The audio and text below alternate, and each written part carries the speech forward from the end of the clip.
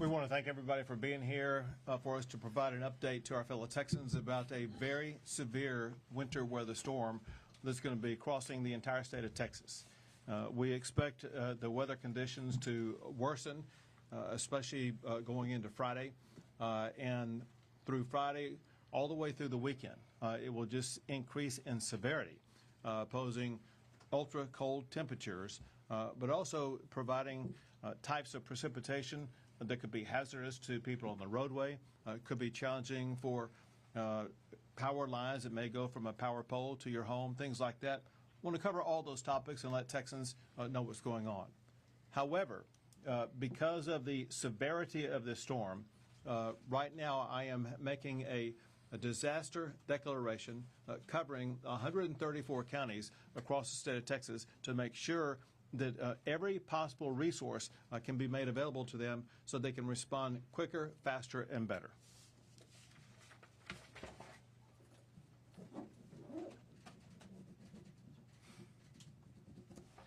And the list of those 134 counties, I'm not going to read off to you right now, but they will be available to the press here shortly, and every county will know about it. Bottom line is that because the storm is coming in, because we know it's coming in, we have the ability for our fellow Texans to get prepared now. Don't begin getting prepared late tomorrow or think you can get around doing it on Saturday. It's going to be too late. You need to be prepared to make sure that your home, your office, your children, your pets, all that kind of stuff, you have answers and solutions to be able to address all those kinds of things. You're going to need to be able to make sure that you're what you may be planning to do this weekend. You need to consider reevaluating whether or not you can, should, or be able to do that. And obviously part of this depends upon where you live. The reality is about the top two-thirds of the state of Texas, maybe from San Antonio all the way up to the tip-top of the Panhandle, will be the worst hit. There may be parts of the Rio Grande Valley that are not hit very much at all. But if you're in the weather zone that's going to be hit the hardest, is hugely important that you, your families, your businesses, you begin that preparation today, knowing that what you do today, what you do tomorrow, and decisions that you're going to be making over the weekend, you're going to have the ability within your own hands to be able to save your own lives. Whenever we go through any type of disaster, job number one is always protecting lives. And one of the most dangerous ways in which you can expose your life to harm is if you make the decision to get out on a roadway that's already had precipitation on it that's frozen. You know, when you're driving, when you have slick ice or something like that, you may not be able to see it with your eyeball. But you know when your tire goes across it, you lose control of your car, and it can cause harm to you, harm to others. And so what we strongly encourage is if you're in an area with this ultra cold temperature that also has precipitation, do not be on the road unless you have to be on the road. You can save your own life and save your own property and save those around you. If you just be cautious driving for just a couple of days before the winter storm expires. With regard to that, the Texas Department of Transportation is working already to begin to prepare our roadways across the state of Texas.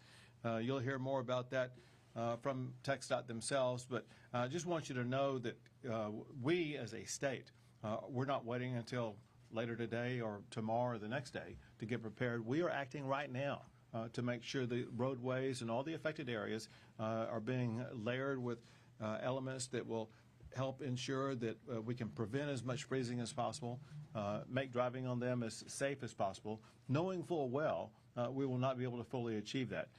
One thing that we talked about earlier, and that is there are going to be road plows in many regions across the state of Texas. One thing that is kind of amazing to hear, and that is that there are operators of road plows and the plows themselves that seem to be hit many times in winter storms like this. And what that does is it takes that road plow out of operation. And so if you see a road plow on the road, know that they're trying to help you, trying to help your community, trying to make it easier and better for people to pass by on that roadway. if you see a road plow, just be very conscious of it, travel slowly and cautiously around it, and do not interfere with what it's doing. Very importantly, I know that a lot of people across the state are thinking about, gosh, is this going to be a catastrophic winter storm that's going to cause us to lose power? The answer is the ERCOT grid has never been stronger, never been more prepared, and is fully capable of handling this winter storm. There is no expectation whatsoever that there's going to be any loss of power from the power grid. That said, it's important for the public to understand there's a difference between the power grid across the entire state of Texas and making sure we have enough power to get to the power generators and have the generators get it to your home. And that's separate, however, from what could happen between the pole outside your home and your home. Because of precipitation coming down that would be ice, it could weigh down the power line from the pole to your house. That could cause a downing of the power line for you or maybe for your neighborhood. That is not an ERCOT grid issue. That's a local power provider issue. And the local power providers have never been more prepared for any winter storm ever. They're going to have trucks, vehicle, and personnel to make sure that if your power line goes down near your house, they're going to get it up and running as quickly as possible. They are already pre-positioned as we speak right now to make sure that your power stays on. And be in contact with your local power provider, obviously, if your line does go down, knowing somebody's going to be there to help you out. The one thing that assists in that regard, just to update you a tiny bit, and that is there's been an ongoing effort over the past several years to make sure that there is what's called vegetation management for all of the power providers. What that means is whether it be for hurricane purposes or winter storm purposes, the vegetation, whether it be trees, branches, whether it be large plants, things like that, those types of things that otherwise could have caused a power line to go down or could be touching a power line, we have done over the past couple of years more than ever to remove that vegetation from lines that could be downed because of a winter storm like this.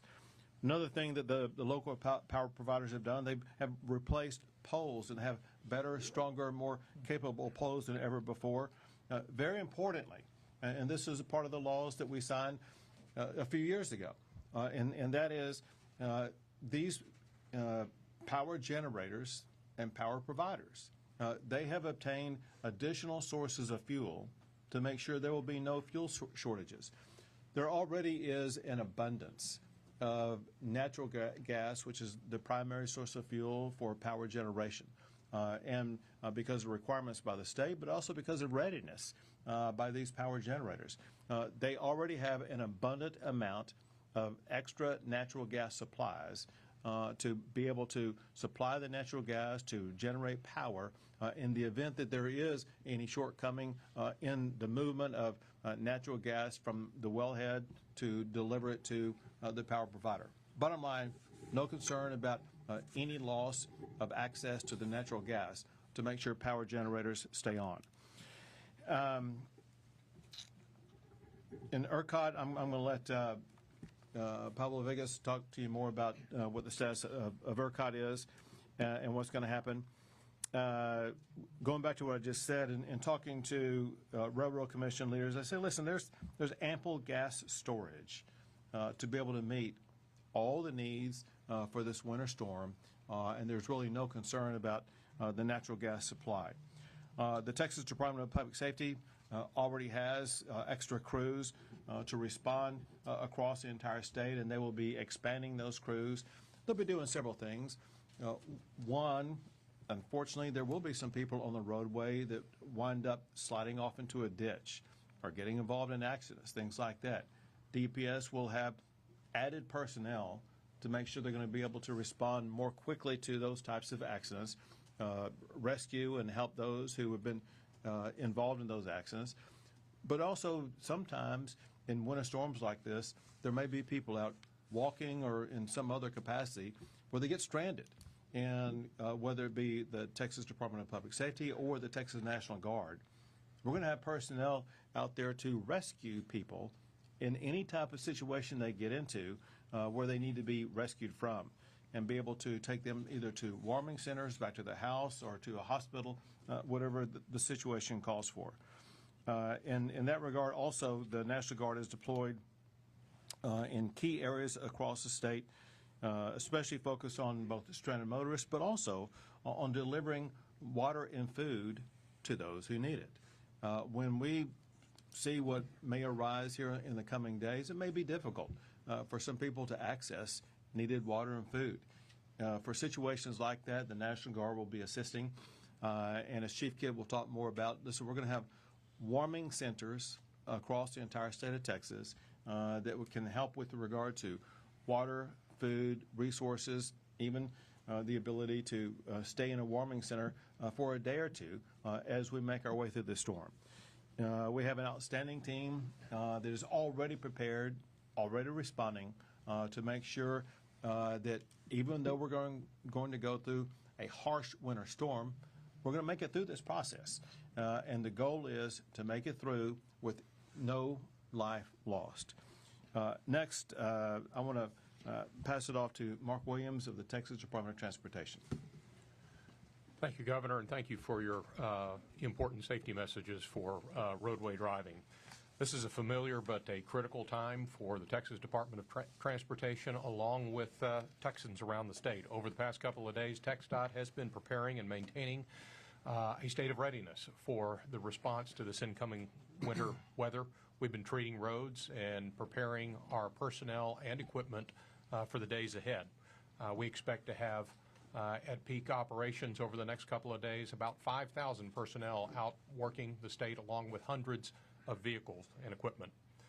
We also rely and have been working to reposition our own crews around the state, moving crews from South Texas and some of our regional crews to areas of the state where we expect the conditions to be most severely impacted. And we also work with our partner state agencies and contract personnel to have additional equipment and personnel at the ready. Very importantly, to underscore some of the points that Governor, you made with respect to the message for Texans. First of all, roads will be dangerous, so staying off the roads is always the safest option. Importantly as well, any amount of ice is a dangerous amount of ice. Any amount of frozen precipitation on our roads is a dangerous amount of frozen precipitation, even with our efforts to pre-treat roads and be prepared to help respond in those instances. We encourage drivers to know before you go. Be aware of what the travel conditions are going to be like, especially if you might be traveling out of your local area. If you have to travel, you might be changing, as we've talked about, the weather conditions across the state are going to change dramatically, so know before you go. DriveTexas.org is a great spot, great site that we maintain where we post road conditions. If travel is necessary, drivers should expect dangerous conditions. We ask drivers to slow down, increase following distance, brake slowly. Very importantly, because of the ice, to be aware of falling limbs, downed limbs, and power lines. You need to stay away from those power lines. Very important. Emergency preparedness if you're going to be out on the road, because the road conditions are dangerous. Vehicles should be stocked with fuel, food, water, and blankets in case of long delays due to road closures. Travel can be disrupted, and so motorists need to be prepared for that. And very importantly, again, to underscore a point that Governor Abbott made, is to be aware of our crews that are going to be out on the road, along with crews with our partner agencies and local city and county road departments as well. They're going to all be out responding and trying to do our best to keep these roads safe. We like to get a message out called "Don't crowd the plow." Give our crews and the other crews as much distance as possible to help them be safe and help them keep you safe. Thank you, Governor. Thank you very much. Now the Chair of the Public Utilities Commission, Thomas Gleason. Thank you, Governor Abbott. As the Governor said, we anticipate that the grid is positioned to perform extremely well during these winter weather conditions because of the historic investments made, in large part because of legislation passed by the Texas legislature since 2021 and bills signed into law by Governor Abbott. Historic investment has been made by both generating facility owners and transmission distribution facility owners. The grid will perform well during this event. Just to give you all a little look into what transmission distribution utilities have done thus far, we began communicating with them earlier this week around Monday or Tuesday. They've already started to open their local emergency operations centers, so folks can go there if they need to. They've also brought on additional customer care representatives, so if you do experience a localized outage, as Governor Abbott said, you can contact them there. The other things that they've done that are extremely important. If you remember a few years ago, there were issues with outage trackers for all of the local utilities. They have updated all those outage trackers, and the PUC has confirmed that all of them are up and running as we speak. And finally, when you think about the big impact of this storm, you're looking at ice and wind. And so that impacts lines and trees. As the governor said, the investment in vegetation management over the last 5 years has been historic. If you look at the map right now, the Dallas-Fort Worth area seems to be impacted the most in the ERCOT region. I spoke to Encore yesterday. Because of a law passed in 2023, House Bill 2555, that was authored by Representative Metcalf and sponsored in the Senate by Senator Schwartner, signed into law in June of 2023.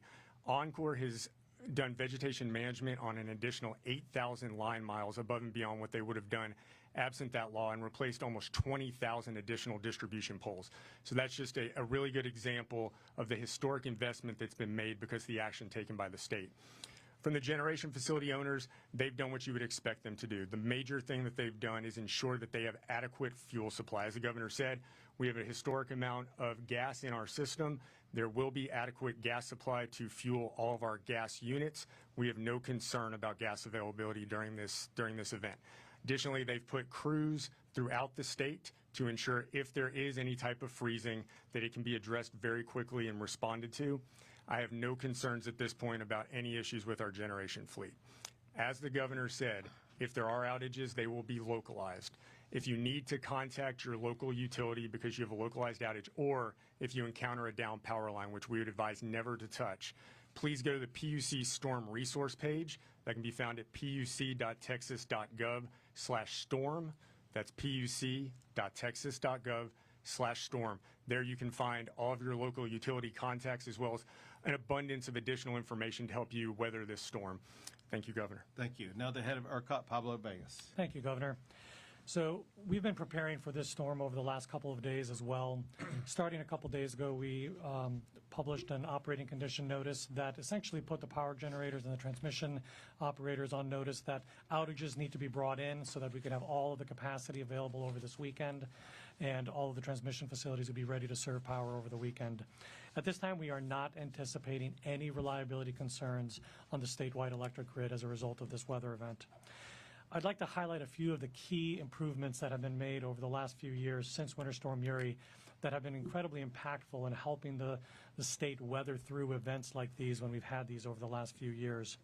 We have been doing weatherization program inspections over the last few years, more than 4,000 inspections of power generating facilities and transmission facilities.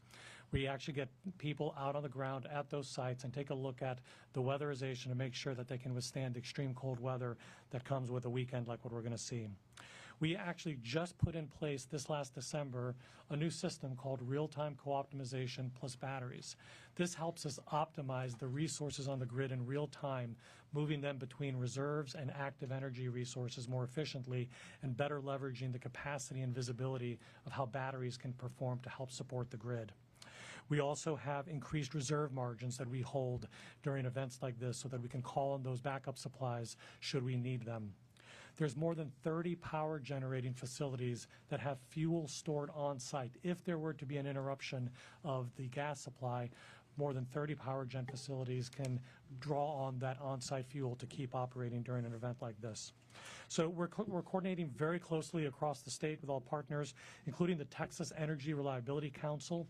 That brings together the gas industry, the electric industry, the Texas Division of Emergency Management, the Public Utility Commission, and we coordinate days in advance of an event like this, making sure that the key supply chains, the access, the critical facilities are known, and we know if there's going to be any risks or issues on the grid and are ready to deal with those before they become a problem.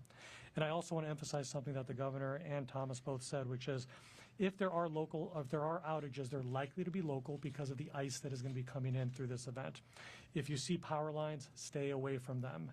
If you have outages in your home or your business, reach out to your local utility. They're going to be the best position to be able to manage the repairs and restore restore power quickly. And we will also be publishing information on our website as well. If you go to ERCOT.com, you can get access to dashboards that will show you what is powering the grid and what the conditions are. And then ERCOT.com/Texans, TXANS, will also provide any emergency information about conditions on the grid. Thank you. Back to Thank you very Governor. much. And now the Chief of the Texas Division of Emergency Management, NIMKIT. Thank you, Governor. Over the last several days, at the Governor's direction, 15 key state agencies have amassed more than 3,700 employees to focus on this event. They're operating over 2,100 pieces of equipment.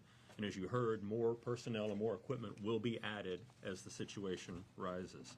We will maintain 24-hour operations, working around the clock to make sure our local partners and Texans have what they need. This is where I need your help in the working media to help us remind people to protect people, pets, pipes, and plants. I spent a little bit of time yesterday making sure my property was ready. And in the stores that I was in, people were out there taking advantage of the warm weather to get ready for the cold weather. So help us get that message out as well. We want to look, if you have to look for a way to stay warm, if you don't have heat at your house, our local partners have already assigned more than 280 warming shelters across the state. We'll have that list on our website. We ask you to share that as well. Those will open and close, dictated by the locals as needs come. Our state agencies have already prepackaged food, water, cots, and blankets on our military vehicles and with DPS to be able to support stranded motorists and to help support any of these warming centers. And this is really important. People are going to try to use space heaters to stay warm. And I promise you, somebody across Texas is going to put something flammable right up next to their space heater, and it's going to cause a fire. Help us get the message out about space heater safety. And the next is carbon monoxide poisoning. People will start generators. They will try to run their gas-operated appliances to keep warm. We need your help getting that message out to them. You can help us save lives by being aware of carbon monoxide poisoning and not putting things too close to your space heaters. We want all of our families to have a plan, to have a kit, and be ready to go. Governor, your 134 disaster counties in the disaster declaration, we're ready to support them. We will have damage assessment teams ready to go. And listen, we know people are going to get out and try to drive on these roads once they get icy. We all know that. There's a high likelihood somebody's going to slide into a power pole and take a line down. You need to be ready at your home in order to stay warm and have a family communication plan. Governor, we're ready. Thank you very much.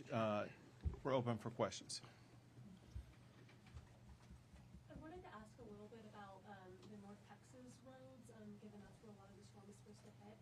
Can y'all tell me a little bit about what has done to repair, like the highways, like the public highways, as well as the toll roads up in the DFW area, and kind of any kind of collaboration there to make sure these highways are clear? Absolutely. So thank you for that question.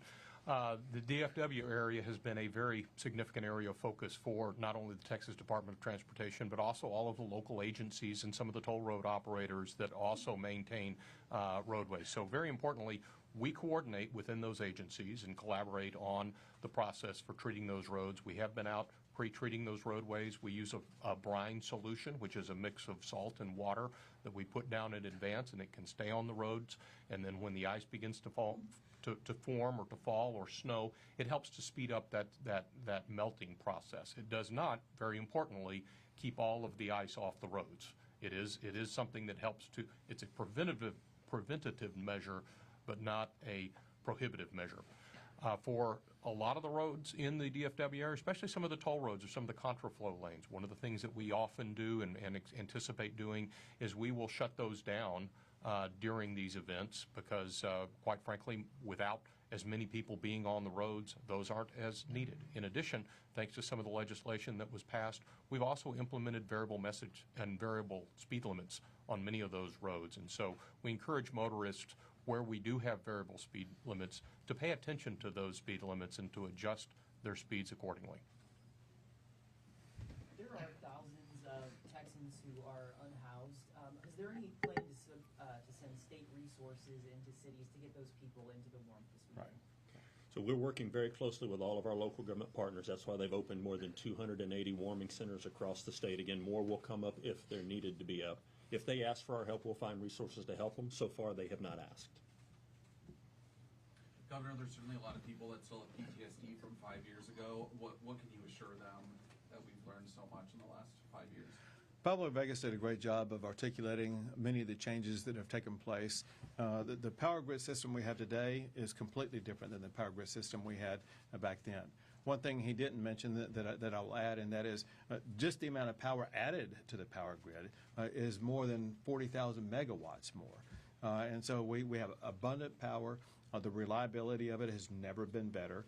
And the array of additional resources, easy example, and that is when Winter Storm Uri hit, there's reliance on one source of power.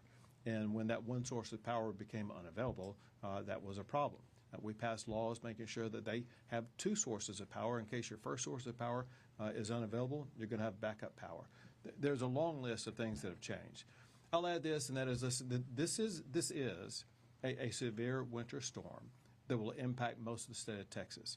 The severity of it is not quite as great, and the size of it is not quite as great as Winter Storm Uri. That said, people would be making a mistake if they don't take it serious.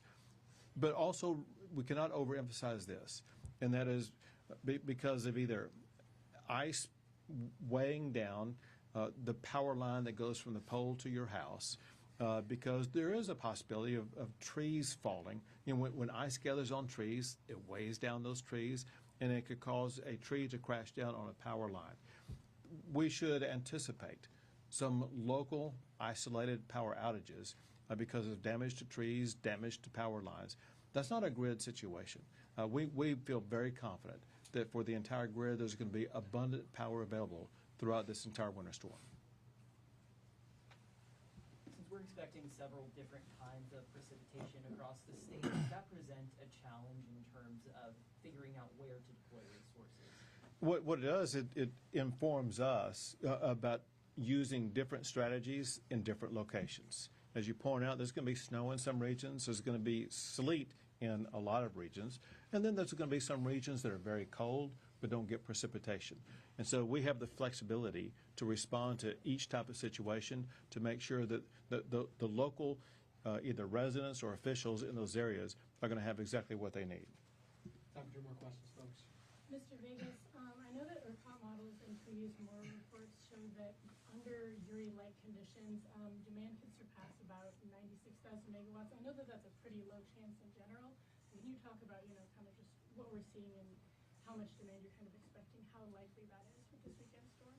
It's not very likely with this weekend storm. As the governor pointed out, this is a different type of a weather event than Winter Storm Uri. The state was experiencing extreme cold weather leading into the storm coming through and had a long, long duration of cold weather following that. This storm is going to be more transient and is not going to be as long duration. We're forecasting highs in terms of peak demand in the low 80,000 range for the electric grid. We have well over 90,000 megawatts of capacity expected to be able to serve that demand throughout the weekend. So we're not anticipating any shortfalls in power, and it's a very different type of storm than what we experienced 5 years ago when Uri came through. Go for it. Yeah, I had another DFW-specific question following up on energy. You mentioned earlier that DFW seems to be the most affected in the ERCOT region. Can you elaborate a little bit on what you meant by that specifically and any preparations that are being made in the DFW area specifically? Sure. So ice accumulation on lines and trees is going to be the most impactful to the grid. And based on the weather forecast we've seen, the Metroplex is where that's going to really be centered. So Encore, which is the local utility up there, serves a lot of North Texas, has done a fabulous job, not only doing kind of the baseline work, but like I said, 8,000 additional miles of vegetation management is really going to mitigate the impact of that ice on trees and how it could impair the reliability of the system. So they've made the investments to ensure that the grid is resilient and reliable, as have all of the other local utilities around the state. Thank you all very much. Thanks.